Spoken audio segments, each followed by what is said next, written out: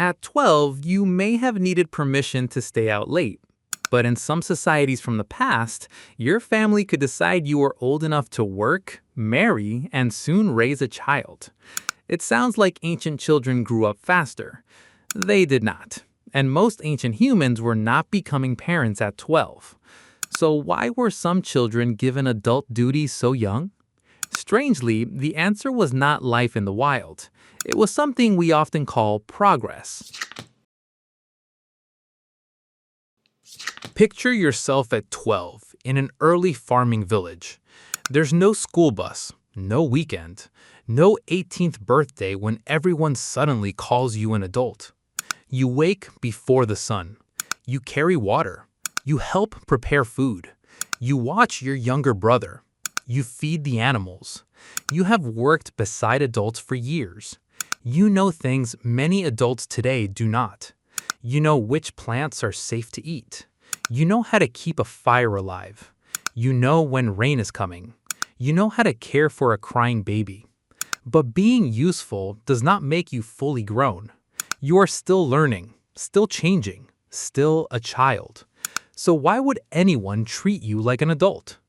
The first answer seems simple. Maybe your body grew up faster. No. Puberty could make pregnancy possible during the teenage years, but puberty did not arrive with an adult certificate. The body could gain the power to create a child long before the person was ready to raise one. It is like getting the keys to a cart before learning how to control the horse. The cart can move. That does not mean the driver is ready. Ancient children had the same basic human limits we have today.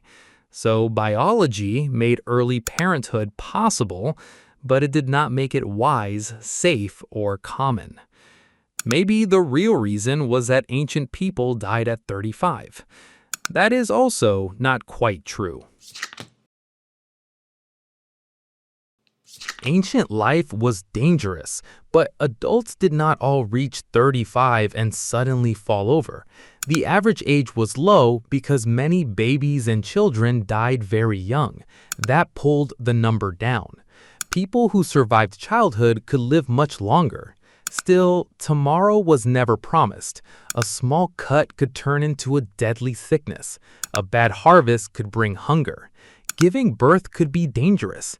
Families knew that some children might not survive, so they often had more children, and they often began family life earlier than people do today. But even this does not explain parents at 12, because here's the part that changes the whole story. In some hunting and gathering groups studied by researchers, women had their first child closer to 19 or 20, not 12. These groups cannot tell us exactly how every ancient person lived, but they prove one important point. Living from the wild did not always create the youngest parents. The strongest push toward very early marriage appeared more often in certain farming societies. Something changed when people began to farm. Before farming, people moved to find wild food. Then they began planting crops and raising animals. Now food could grow in one place.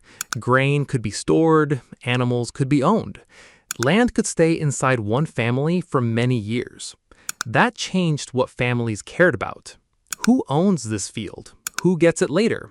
Who will work on it? Who can help protect it? More children could mean more hands during harvest. A marriage could join two families. It could end a fight, bring help, protect land, or create peace with another village. Marriage was no longer only about two people. It could become a family deal. And the people making that deal were often the parents and grandparents, not the young people getting married. Picture yourself in that village again. Your family does not see you only as a child. They also see a worker, a future parent, and a possible link to another family. They may not believe they are being cruel. A marriage could bring food, safety, workers, or support. But you have the smallest voice in the room, and it is your whole future being discussed. Marriage did not always mean a baby came right away. Sometimes years passed before a couple lived together or became parents, but in some societies, that gap could be very small. Farming did not make children grow faster. It made their work and their marriages worth more to the family. There was one reason young parents could manage it all. They were rarely expected to do everything alone. Parenting was group work. Grandmothers helped. So did sisters, aunts, brothers, and older relatives. Someone brought food. Someone watched the baby. Someone taught the young parent what to do. The parents were young, but the work was shared. That support could make early parenthood easier to survive. It could not make a growing body finish growing. It could not remove the dangers of birth. And it could not give a young person a choice they had never been offered. The family solved some problems, but the young person still carried much of the cost.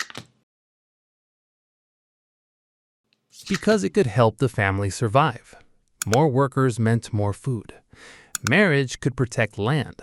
Two families could become allies. Grandchildren could carry the family into the future. The system did not last because nobody was harmed. It lasted because the people with the most power often gained something from it. And once a practice becomes normal, people stop asking whether it is fair. They only ask whether it works. But working for the family is not always the same as working for the child. Now picture that 12-year-old one last time. She can carry water, find food, care for a baby, work beside adults. She may know more about survival than most grown people today. But work is not age. Skill is not choice. And being needed does not mean being ready. Ancient children were not born older. Their world simply had less room for childhood.